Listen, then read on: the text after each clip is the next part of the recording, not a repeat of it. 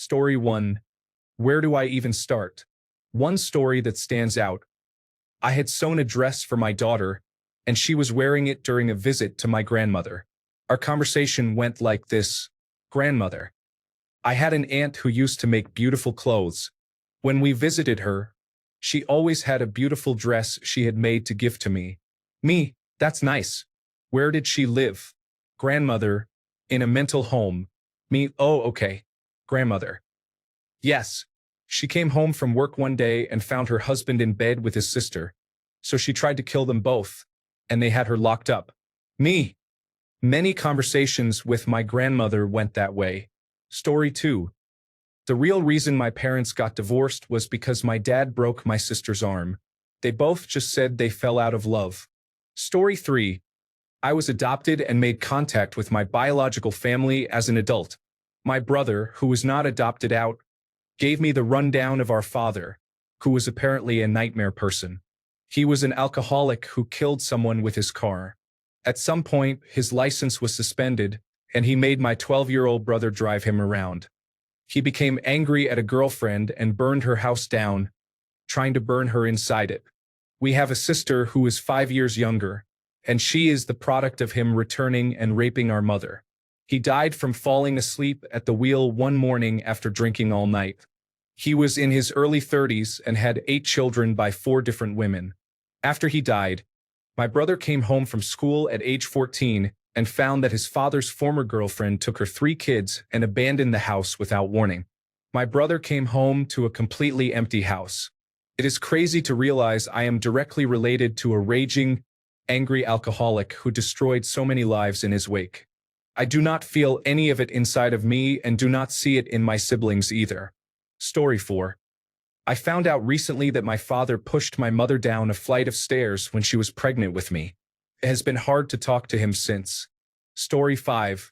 My ancestors were mostly Russian peasants, but one of my great-grandmothers was Polish. She was the daughter of a nobleman and a maid. She lived with her father as an illegitimate child and one day ran away to Russia with a Russian peasant, starting her life from scratch. Also, a couple of years ago, I found out that my grandfather had a brother. His brother went missing during World War II, and my grandfather sent many letters to different departments to find out what had happened to him. My grandfather died in 2007 and never knew where his brother was buried.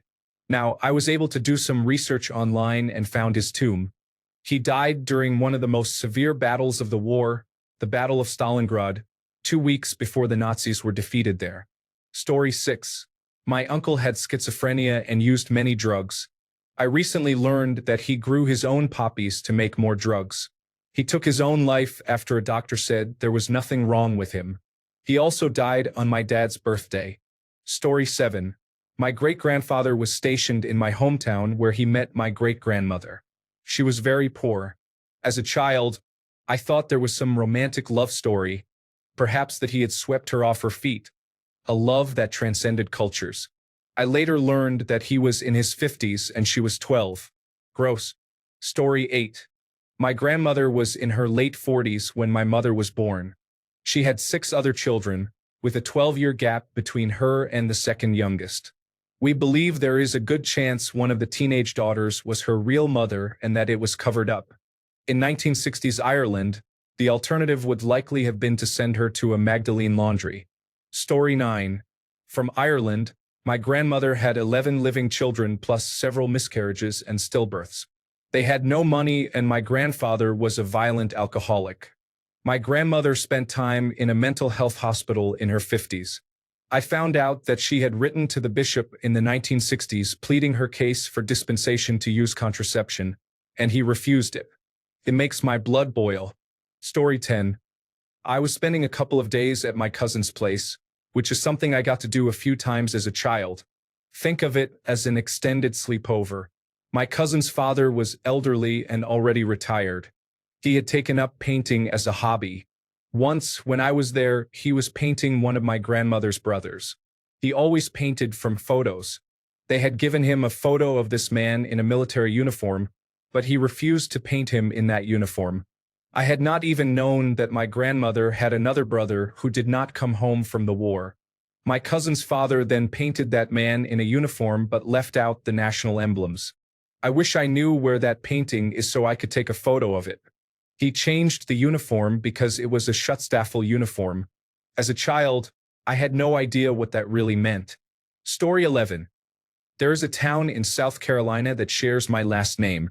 Although I am a white man, 80% of the town's population is African American. The town conducted a genome project, and I am related to about 60 to 70% of the population in some way. This is because the town was originally my ancestor's personal plantation, which he purchased with money made from being a slave trader. He and his son also committed numerous sexual assaults against their enslaved people. We are working to make amends in any way we can. I am grateful to the current residents of the town for their grace and forgiveness. Story 12.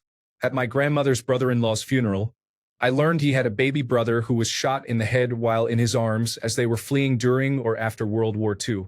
Just to clarify, the baby brother was a child at that time. I cannot even imagine the horror. Story 13. My great-grandmother and two of my great-great-grandmothers went to jail for murder, all for killing their husbands. My late husband's family gave me some very funny looks after that information came out. Story 14.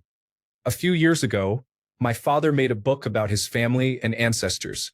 He found out that his father, my grandfather, was previously engaged to a girl other than my grandmother. He was sent to France to work for the Germans during World War II. When he was on leave, he decided not to return and needed to find shelter to hide from the Nazis. His parents-in-law were apparently with the Nazis and decided to betray him by telling them where he was. He had to run and hide again and remained in hiding for the rest of the war. That is where he met my grandmother, who brought groceries to several places where people were hiding. They got married a year after the war and had children. Here I am. Story 15. My mother was from the Philippines and was a child prostitute in the 1970s. Her education was only up to the equivalent of grade 5 or 6. My half-brother is the result of a client assaulting her when she was 16. She left with the help of a cousin and settled in Las Vegas for a time. I believe my father met my mother through that cousin, as he was known to hire prostitutes in the past, and there is no other reasonable way the two would have met. Story 16. My great-grandmother was a victim of human trafficking as a child. We are from an African country. At the time, slavery had recently been abolished, but this illegal activity was still common. She was at the beach with her two brothers when they were kidnapped by two men. The brothers were sold off during the journey. She was rescued when they arrived at an administrative village in the region. The people were suspicious of the two men walking with a child, who used a cover story of being her uncles. Reports were made, and they questioned her, to which she told them the truth about what had happened. The men were imprisoned, but unfortunately, due to her young age and the restrictions at the time, she was not able to say where she was from. She was raised and worked in the backyard of the village's administrative post. Years later, her great-grandfather arrived in the village for business, met her, and married her. Later in life, she committed suicide. It was said that she was a drunk and suffered from deep depression, probably due to the trauma. Story 17. After my parents both died, I found a box of photos my father had taken during his extensive work travels. Among them were photographs of a beautiful naked woman posing naturally, almost candidly, in a rumpled bed. The photos of the woman were bundled together inside an envelope with a printed return address of my father's employer. The whole thing was wrapped several times with string, the envelope folded tightly around the photos. Warnings not to open were written on the envelope in his handwriting. The woman in the photos is not my mother. Story 18. In high school, we were introduced to a site where we could search for our family names, which was easier if you had a somewhat unusual name. I found one of my ancestors. The website provided the birth year, place of birth, where he lived and died, and occupation. The part that surprised me was that under occupation it just said, insane. I discovered that I had a mentally ill ancestor that way. Story 19. My ancestors came over during the Irish famine. They were segregated to the slums. One day, one of them fell out of a window and died. but the family could not find an Irish gravedigger to bury her in an Irish cemetery. At that time, Irish people were not allowed to be buried in normal cemeteries, so they had to have their own. Her body lay on the sidewalk decomposing for several days. Every day, her young child dragged his stool to the window because he could not reach it, to see if his mother's body had been picked up yet. Story 20. Less disturbing, but just tragic. A paternal relative who was 13 years old during the Great Depression fell off a work truck, went into a coma lasting months, and passed away at 14 years old. Story 21. My grandpa's first wife had a lobotomy due to her alcoholism and postpartum depression. She did not die, but apparently it made her condition worse. She killed herself by overdosing on prescription medication.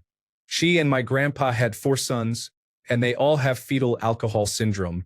One is deceased, one is addicted to drugs, and the other 2 are doing okay. I have never met them. My grandpa completely abandoned his sons when he married my grandma. He took on her 2 sons, my dad and uncle, as his own.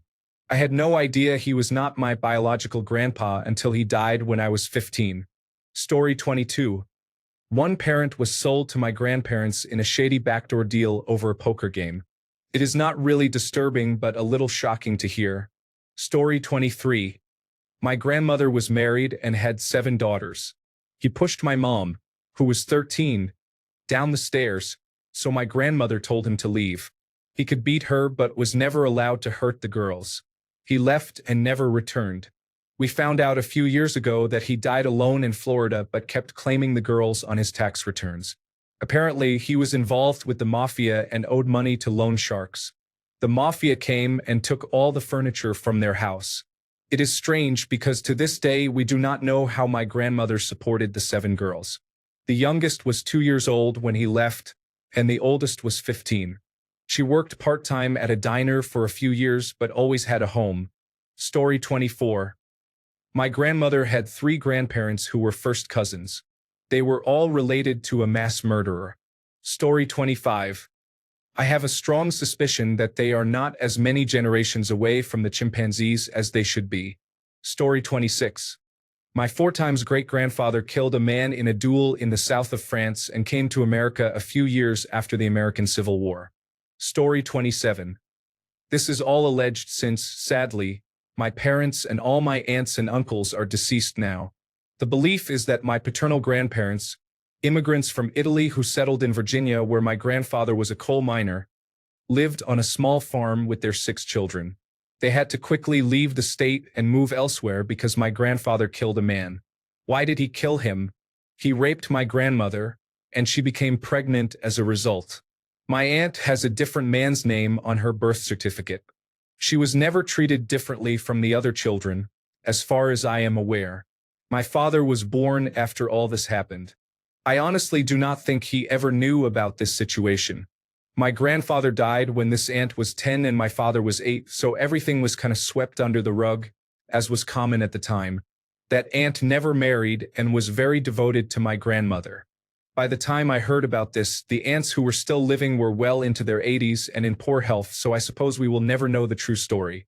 It makes me sad to think of the shame my grandmother endured because this took place in the mid-1920s. She had no support as all her relatives were still in Italy, and living on a farm, she was quite isolated. Story 28. Found out that my great-aunt's son was the Temple operating system developer. Edit was not is. He passed away a few years ago. Story 29. Not necessarily disturbing, but my mum randomly mentioned that her grandmother on her dad's side ran multiple brothels in the late 1800s. When she married my great-grandfather, he took her last name to cover up the fact that his parents were well-known criminals with books written about them. Story 30. Not necessarily my parents, but a disturbing factor of my upbringing. We lived in a cul-de-sac when I was in middle school. All of the parents got along and so did all of us kids. Parents would have couples nights at each other's houses, and all of us kids went to school and played together. One year, the parents started shunning me. The moms would make snide comments that I didn't understand. Slowly, the kids stopped hanging out with me. I found out years later that all of the parents were swinging, and my parents said no, so we were exiled by the group. I was shocked, but it all made sense in hindsight. Story 31. I found out my great-great-grandfather was a head nurse in the biggest asylum in South America. I discovered this shortly after my daughter had been in the psychiatric ward, so it was quite disturbing at the time. Story 32. In Australia in 1996, there was a massacre which led to tighter gun laws being introduced, including a gun buyback where people could surrender firearms to the local police station without penalty during a specific window of time. Around this time, my step-grandfather was diagnosed with throat cancer and hospitalized. My grandmother, having heard about the gun buyback, asked my dad to come over and sort through his belongings to see if he had any guns. My dad brought my sibling and me along to spend time with my grandmother. Dad had a better understanding of my step-grandfather than I did at the time. He kept us sheltered, and I was shocked to see my dad walking out of his home office repeatedly with armfuls of weapons. Rifles, handguns, and more. There were also army paraphernalia and World War II artifacts, as well as about 60 books of the war stories for boys variety. I asked if my step-grandfather had served in World War II. He had not.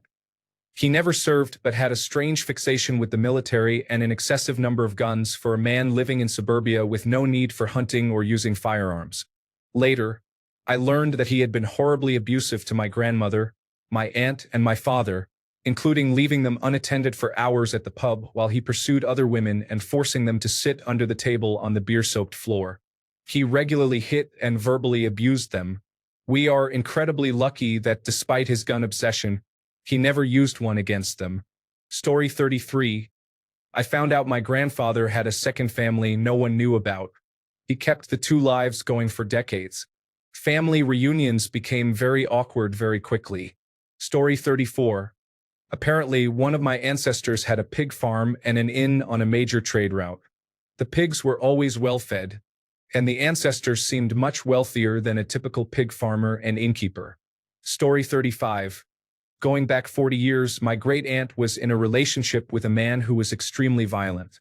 They had been together for years and were always toxic toward each other. This man had told my great-aunt she could do whatever she wanted, but if he ever found out she was cheating, he would kill her. She did not take the threat seriously. One day, he came home early from work and saw a car outside the house. He went inside and found my great-aunt on the sofa with another man. He lost control and, from somewhere unknown to the family, he produced a sawn-off shotgun. My great-aunt tried to run for the stairs, but he caught her at the bottom. According to my grandmother, once he caught her, he said, "I told you I would kill you if you ever did this to me," before putting the shotgun under her chin and killing her. For some reason, he left the man alone. He left the house and was arrested later that day. Story 36. After reading some replies, I had to think about how my parents met. My mother became pregnant by her previous boyfriend, and abortion was illegal at that time in my country. There were illegal abortions, but only in the capital, so she went there to work about 400 kilometers away.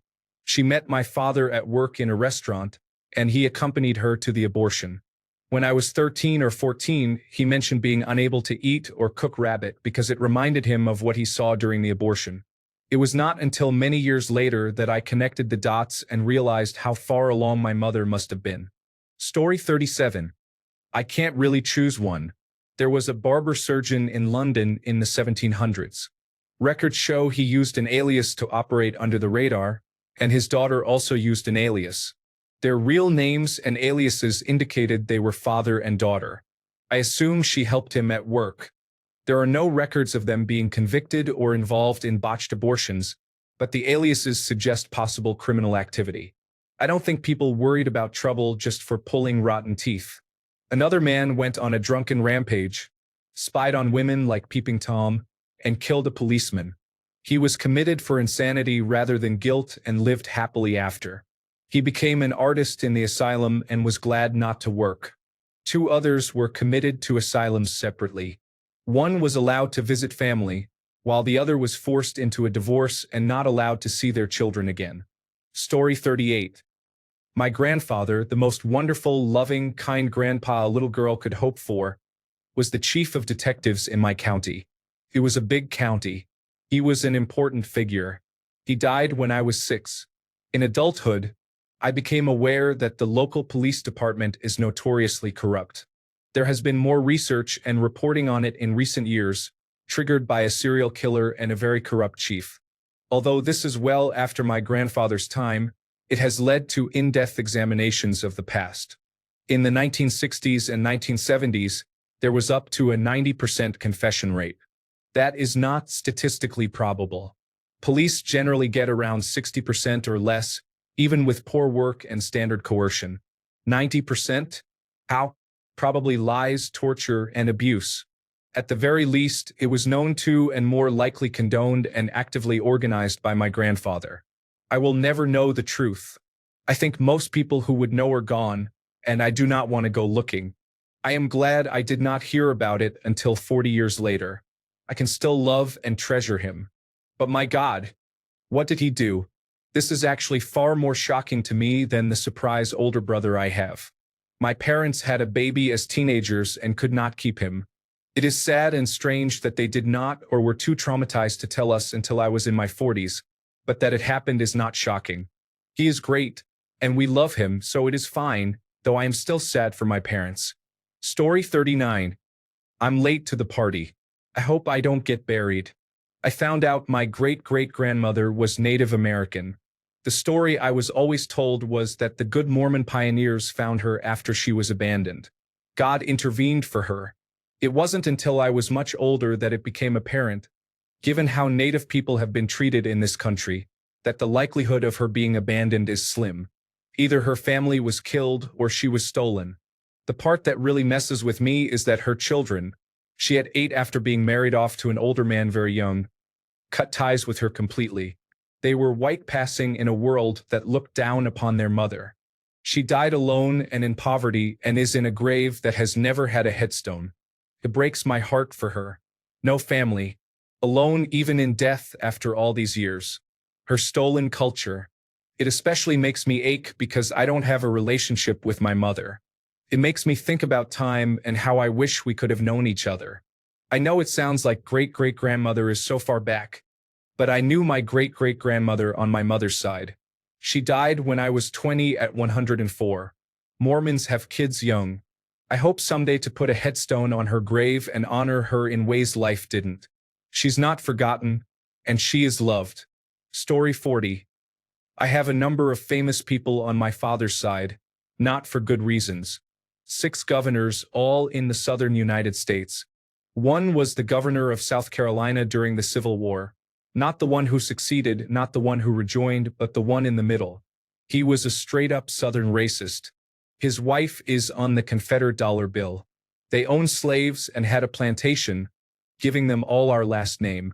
So, whole graveyards of people with our last name were owned by that side of the family. The plantation was burned down, and all that family's children died. There are no descendants on that branch. It ended there. Yet even now, I have met secessionist-minded people who recognize my maiden name and revere it. When they learn my family history, they become fanatical about it. Those of us who remain are, for the most part, very ashamed of those people and truly horrified, some to the point of wanting to make amends and publicly apologize. Even though we are not a direct line, more like an uncle and cousins from over 100 years ago, what they did and were involved in is top-level horror. The one we are descended from was a brigadier general in the Revolutionary War and the person on whom the movie The Patriot was based. So there is that at least. Story 41. My aunt had a child while quite young who was put up for adoption. I have not joined any of the DNA registries to find out where they are, but knowing that the majority of that side of the family is unusual, I have always wondered how they turned out being separated from the rest of us. I am curious to see the contrasts in their life of nature versus nurture. Story 42. Not really discovered. Since I was old enough to be included at the adult dinner table when the whole family got together, I learned pretty quickly. Both sets of my dad's grandparents immigrated from Germany. One set did so many years before the World Wars, and the other set after the Nazi Party took power between World War I and World War II. The set that immigrated between the world wars had younger siblings they kept in contact with. They slowly watched as the Nazi Party schooling system indoctrinated their youngest siblings with misinformation about the Jewish people. Their older siblings who stayed in Germany knew better, but they were drafted for the war against Poland and were told by Nazi recruiters that dodging the draft would result in death. Needless to say, both sets of grandparents decided that German would die as a language for their family when they passed away. Even when my grandmother asked to be taught German, she was scolded and told that it would never happen. Story 43. Apparently, my great-great-grandparents immigrated because the local civilians killed their entire family. Story 44. I had heard that an ancestor was involved with the Texas Rangers during the 1800s. I always thought of them as just a police force or something like that. Then I did a little research on them. Their entire original mission was to eliminate indigenous peoples and Mexicans. By eliminate, I mean genocide. Nothing to be proud of. Story 45. My father is one of 13 living siblings. There were 14 originally, but one was stillborn or died young. They were very poor. The girls slept in a room inside the house, and the boys slept outside in tents. As the children reached adolescence, a few of the brothers would take turns going into one of the sisters' beds with her to have sex. My father was so repulsed by this that when he grew up, he moved to another town and started a new life away from his family. I only found this out in my late 20s. He always denied being related to our family from that town. It turns out his son, who is my father, had similar tendencies. My earliest memory of him waking me up was when I was 5, through violent sexual assault. He died when I was 9, thankfully. I am deeply repulsed by even the thought of incest relationships and abuse. I changed my last name when I was married and live in a different town. It sickens me to know I have any blood relation capable of such acts. I have complex post-traumatic stress disorder stemming from what my father did to me. Story 46. Not so much something I discovered as a weird family mystery. My great-grandmother casually mentioned once that her then-deceased husband had been in jail before they were married. My grandmother and her sister were naturally intrigued, but she never said more about it. My great-grandfather had Chicago Irish mob connections when my grandmother was young in the 1940s, and he was probably in jail in the late 1920s. We have scoured public records and ancestry sites and cannot figure out when or why this happened. We all assume it was related to Prohibition, but he likely used a false name. He had at least one other false name we knew of. For all we know, we never actually knew his real name. Story 47. My father was a neo-Nazi who received a dishonorable discharge for striking the face of a black officer with the butt of his rifle. He also apparently engaged in racist violence in his younger years. Suffice to say, his passing was not a sad occasion for us. Story 48. My ancestors were slave owners in the United States. We are white and have been here long enough that I have ancestors who fought on both sides of the United States Revolutionary War. I figured there was some terrible history in my bloodline. One of my cousins is very interested in genealogy. He found a copy of my great-great-grandmother's will, in which she bequeathed a feather mattress and 2 black children to another relative. This is deeply disturbing. I think of her every time I donate money to the National Association for the Advancement of Colored People. Story 49. My aunt and uncle were divorced when I was little. I never knew why.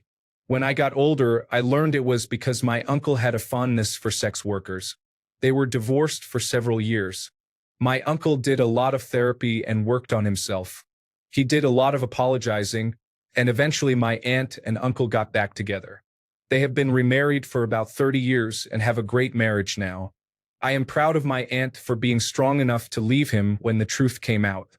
I am also proud of my uncle for working on himself, addressing his issues and fixing his marriage. Story 50. My mother used to get into fistfights with other women, fight fiercely, and never ended up in jail. I did not find out about this until my 30s. It is disturbing to know how she is now. Story 51. My great-grandmother became pregnant unmarried at age 18. Her wealthy parents disinherited her, so she had no choice but to marry the father of the baby, my grandparent. Neither of them was faithful, and it is well known within our family that she had more than one back alley abortion. She left her abusive husband but became pregnant again very shortly after. She kept this baby. As a single parent in the 1930s, you would expect her to struggle, but she was never poor. It turned out the new baby was fathered by a rich, married businessman, and she blackmailed him for years, gathering wealth. World War II began, and she decided that parenting was not her thing, so she abandoned her children with her parents, whom my grandparent and the baby had never met, to join the war effort. She drove an ambulance during the Blitz. After the war was over, she decided that she was not going back to her children, so she traveled the world trading in cut and uncut gemstones. She never returned to her parents and children but left many fascinating stories behind, including very dodgy businesses. She developed dementia and ended up living with my grandparent for a number of years. We doubted many of her stories until after she died, when we found photographs she had kept.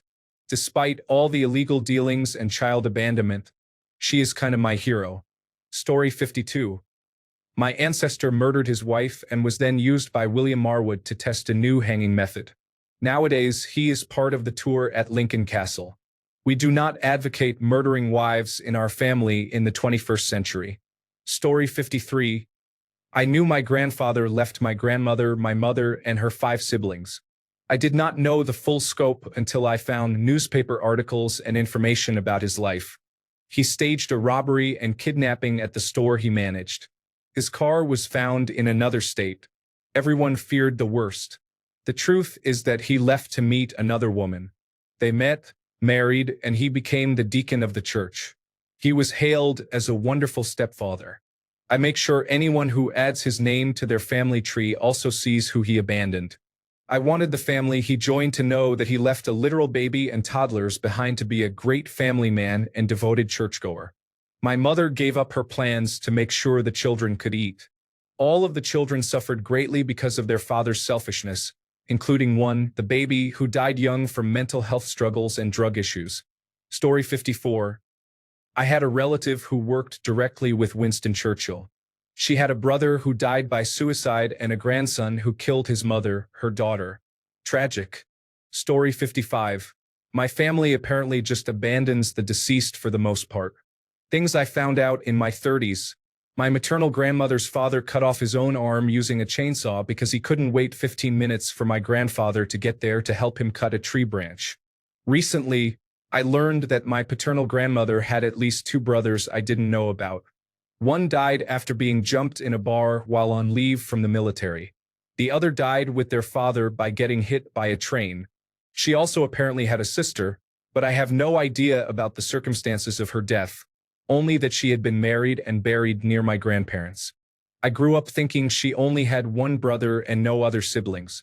My maternal grandmother had a sister who died young, but I have no idea what happened or how young she was, under 10, under 20, or under 30.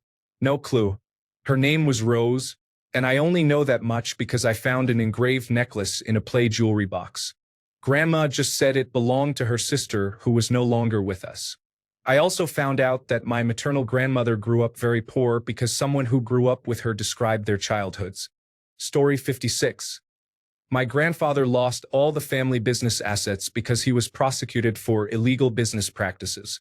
Had this not happened, our lives would be much easier. Story 57. That my grandfather molested my grandmother's little sister, and that my father knew about it for years. As an adult, he believed his father when he said she was coming on to him. She was 10 years old. I thought finding out my father cheated on my mother was going to be the main point of disappointment with regards to him, but he is always full of new ways to depress me, it seems. Story 58. I am related to several prominent Confederate figures. Some of them have statues. I think it is not the worst thing. Many Americans are related to these people, but it was definitely disturbing to find out. On the other side, I am also related to a number of Quaker abolitionists from the same time through a different side of the family. So we really do have both sides, I guess. Story 59.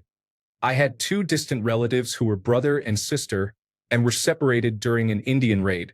About 10 years later, they reconnected in a small town and started dating before realizing they were related. They had a lot in common until they discovered just how much. I also had 2 ancestors who fought in the Civil War, including one who fought against Quantrill and Jesse James in the bloody Kansas versus Missouri skirmishes. Story 60.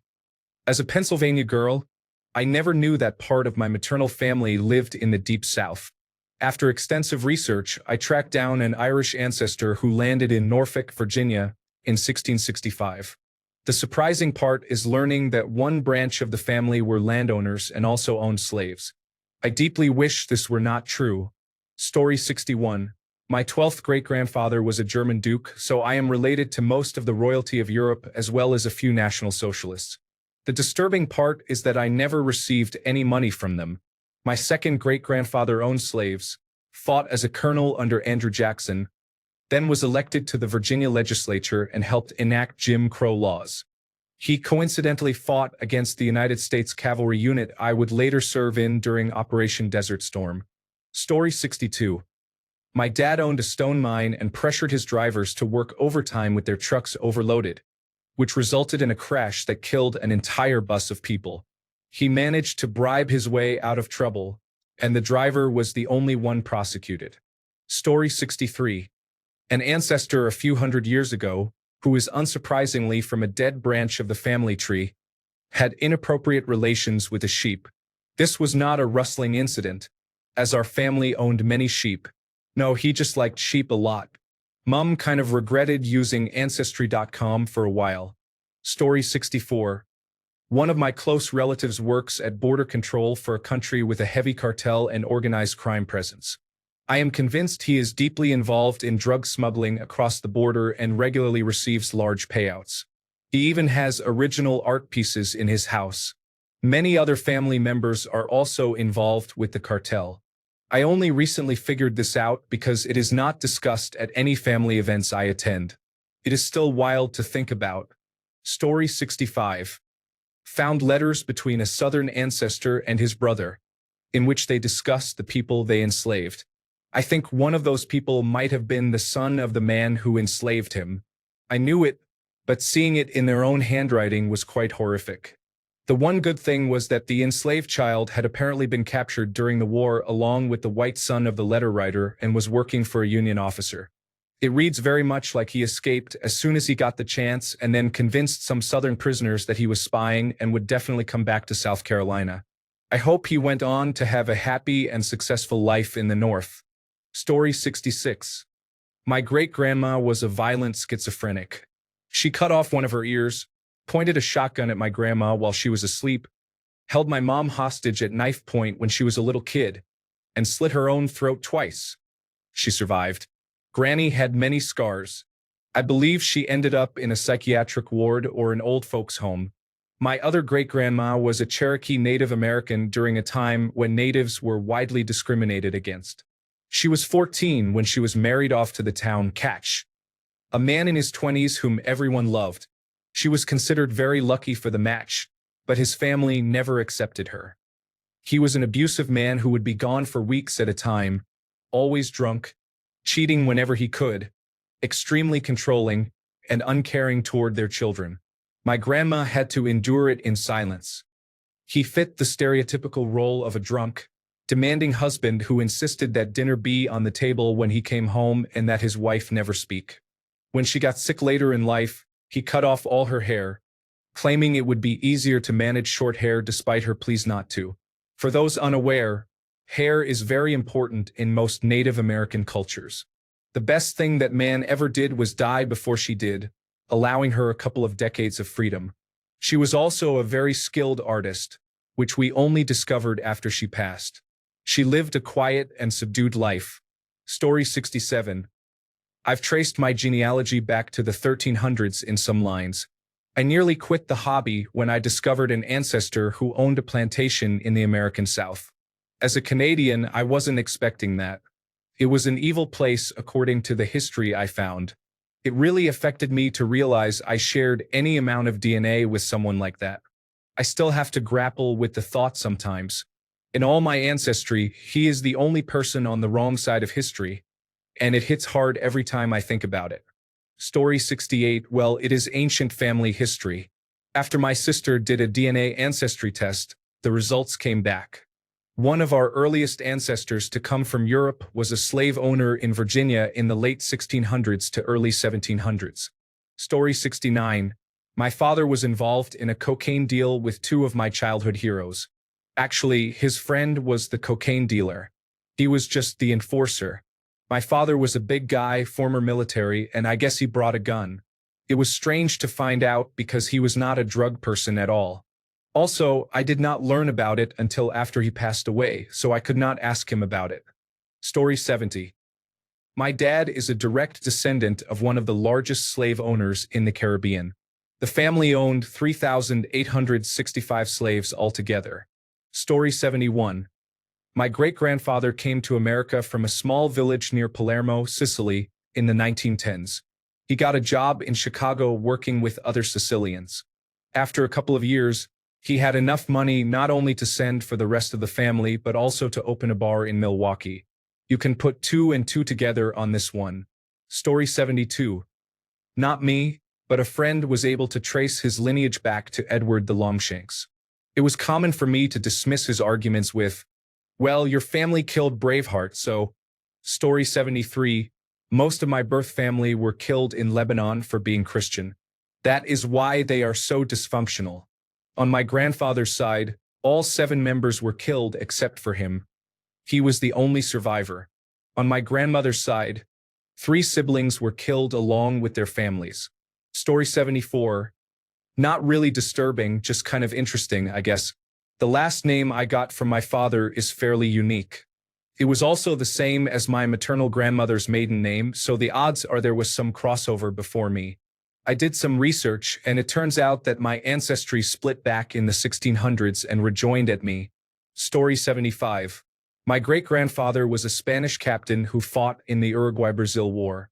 At the end of the war, Brazil hanged all the Uruguay officers they could capture. My great-grandfather was captured but was not hanged. There was no need for him to be hanged. He was too out of his mind to fight again. A couple of years later, he recovered, moved to Brazil, and started a family. Sadly, the past caught up with him, and he ended his life in an asylum. Story 76.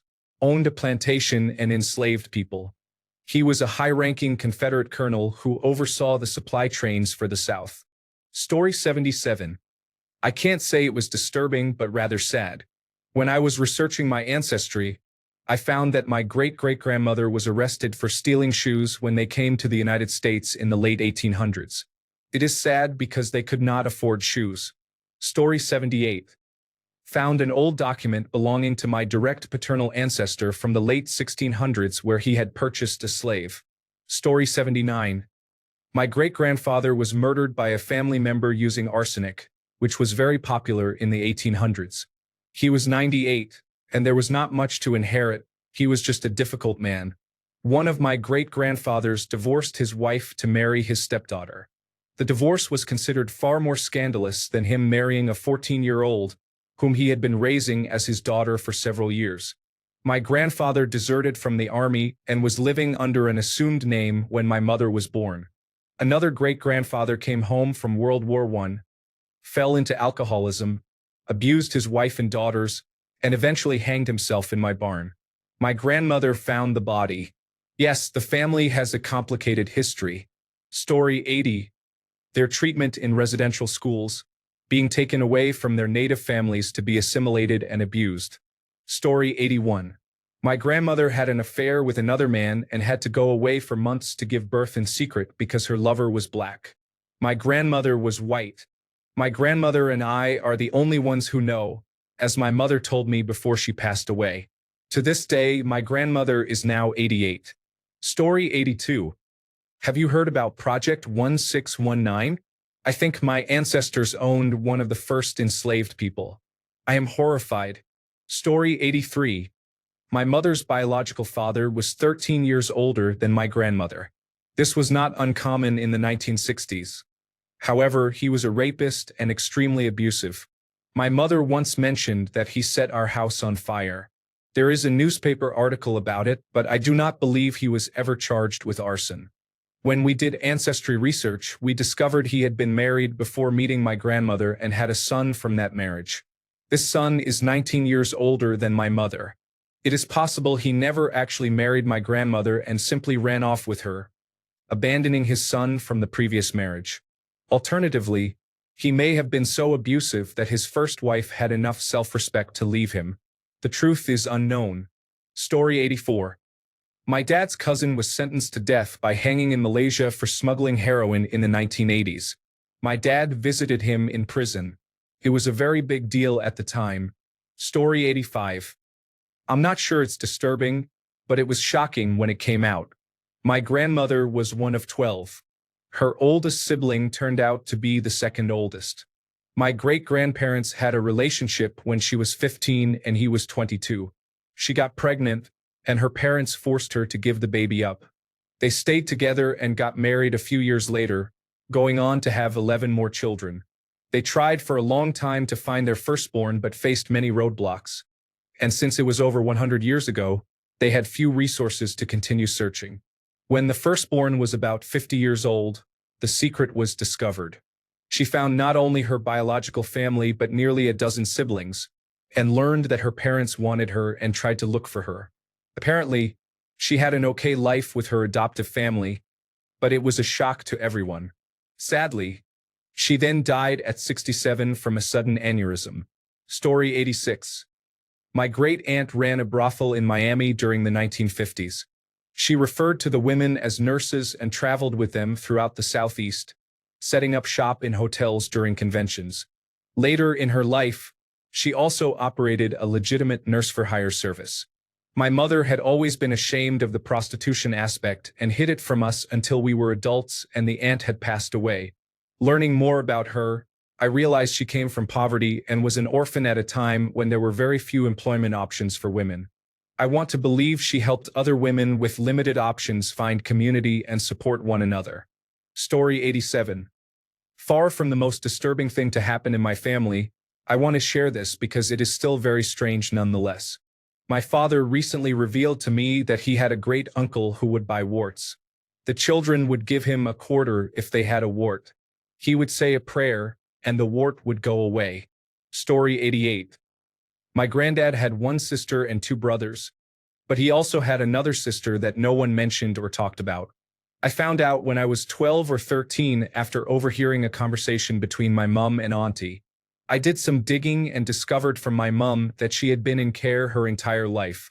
She was born severely disabled, unable to talk, and had the mental age of a baby. Amazingly, despite her disability, she outlived my granddad, who died at 81. I was the only family member who ever met her or saw her after she had been placed in care. I visited her in the care home without anyone knowing until she was moved when the care home closed, and I couldn't find her. I couldn't visit often as she was far away, and I had to take the train with no money and no one I could tell who would take me, as the family still insisted on pretending she didn't exist. The last time I managed to get there, I found the care home closed. This was before the internet, but I checked recently and found that the care home relocated. She didn't have anyone listed as next of kin, and the staff didn't know how to contact me.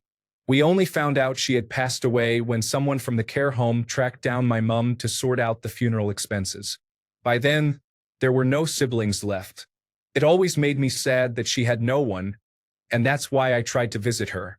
Thanks a bunch for sticking around till the end of the video. Remember to subscribe, and until next time, stay awesome and goodbye.